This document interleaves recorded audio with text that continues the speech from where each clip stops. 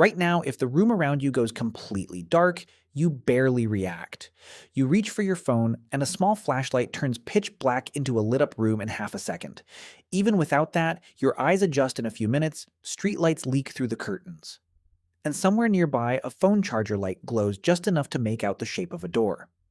True darkness barely exists in your world anymore, no matter where you live. Now imagine a night with no moon, deep in ancient Africa, long before humans had learned to keep a fire burning through the night. No stars are strong enough to light the ground. No walls, no doors, no flashlight waiting in a drawer. Just black. Total black. The kind where you cannot see your own hand held right in front of your face. Somewhere close, a leopard can see you perfectly. It can smell you, hear your breathing, and move without making a single sound, because its eyes were built for exactly this moment, this exact kind of night. Yours were not, and everyone around you knew it. So here is the real question people rarely ask. Long before fire, long before caves became reliable safe rooms, long before anyone knew how to make light appear on command, how did early humans survive nights where they were, without question, the most blind and vulnerable creature in the entire landscape? The answer is not that they simply got lucky enough times in a row.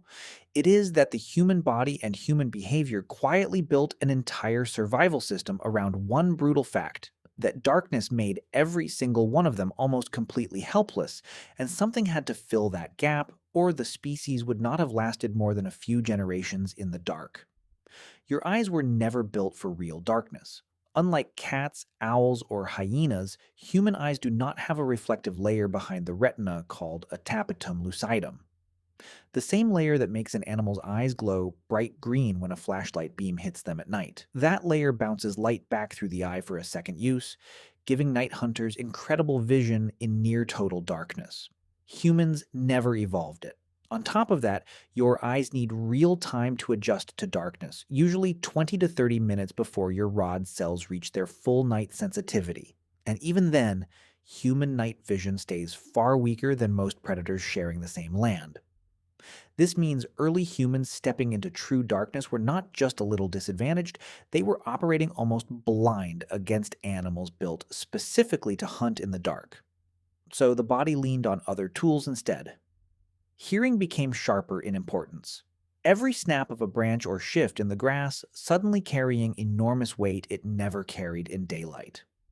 A freeze response kicked in automatically, the same reflex that makes you go completely still and silent the instant you sense something is wrong, because in total darkness, movement and noise were often more dangerous than staying exactly where you were.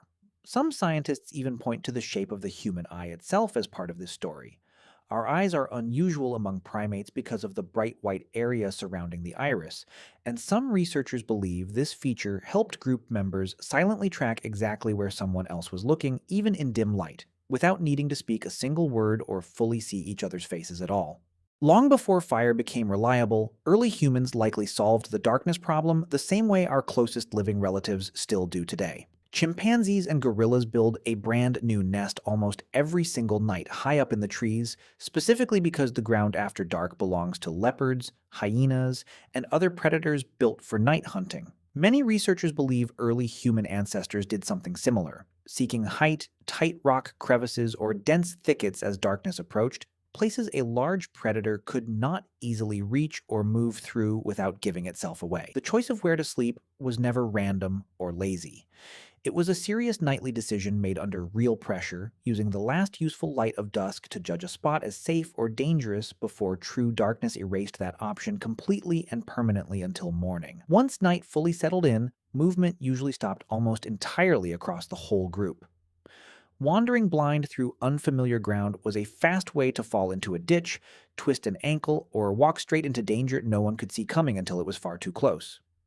So the group did the opposite of what modern life quietly trains us to do. Instead of pushing through and powering on, they went still, stayed pressed close together, and let the darkness itself decide exactly how much the body was allowed to do that night.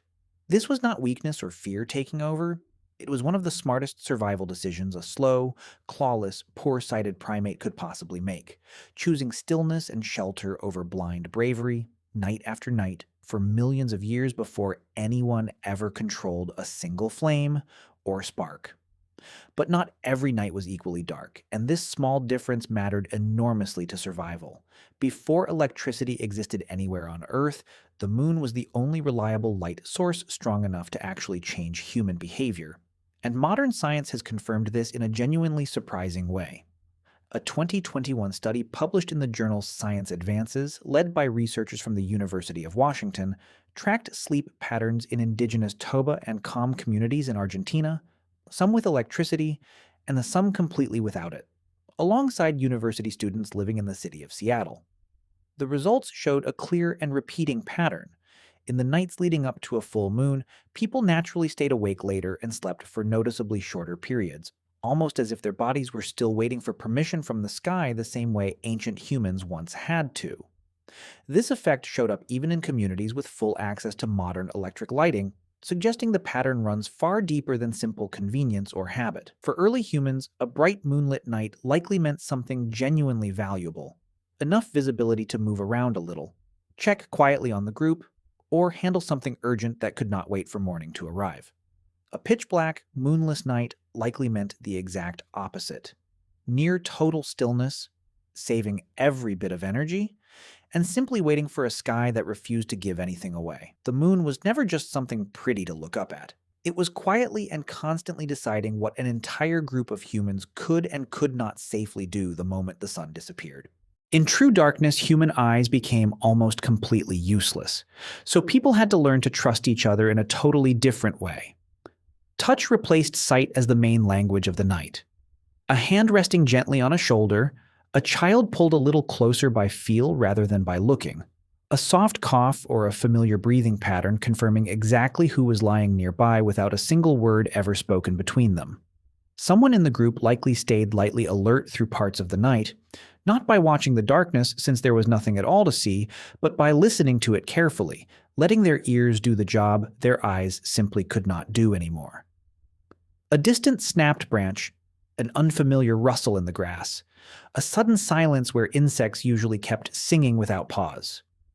These tiny sounds carried enormous meaning to people who had learned the hard way, that darkness rewarded attention and punished carelessness without any warning at all.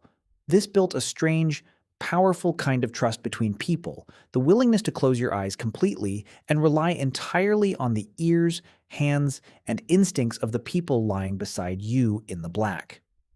Tonight, when you casually flick on a light switch or glance at a glowing screen without a second thought, you are standing on top of hundreds of thousands of nights where your ancestors had absolutely nothing but each other. Their weak eyes, their sharpened ears, and a quiet, unspoken agreement to face the darkness together, instead of alone. They never truly controlled the night. They simply learned how to survive inside it. One still, silent, listening night at a time until the sky finally turned pale again.